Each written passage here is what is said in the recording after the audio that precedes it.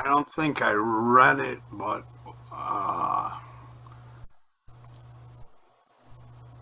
when you do ACH and you're going through the therapy part, the questioning, Yep. can you, doesn't that to an extent on specific things set the target for those things, fingernail biting or smoking or like that? Mhm. Doesn't it lead the client to what they're there for? Yeah, good question. You have to, and I've said this before, you have to start where the client is. So if it's the client wants to quit smoking or has anxiety, let's change the context, talk about anxiety. Client says, I have anxiety. I have to start there. And then through the questioning, I'll get further and further detached from that. Okay. Always start where your client is. And you take little steps away from it. Okay. Because otherwise I'm just guessing. I need some sort of context for the session. And once I find out what the real thing is, then I can create questions to push more towards that thing and less and further away from the reason they came in. Does that make sense? But that you're pushing away from the reason that they came in, but you're heading for the reason they came in, because in the end you want them to quit smoking. Yeah, but that'll happen as a byproduct by finding what the real thing is.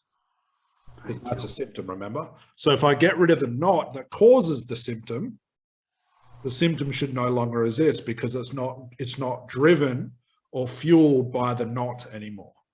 They're not connected anymore. Yeah. Plus, all the other symptoms attached to it should collapse as well over time with processing. That's why you have clients turn around and say, oh my God, Tanya, not only did I lose 10 kilos, but all these other wonderful things happened. Then this happened. I made all this money and I'm better relationship with my kids and I'm sleeping better. We didn't even talk about that. How does that work? That's the value of processing, by finding the right knots. Okay. But again, you go back traditional, people say, come and learn a advanced stop smoking script.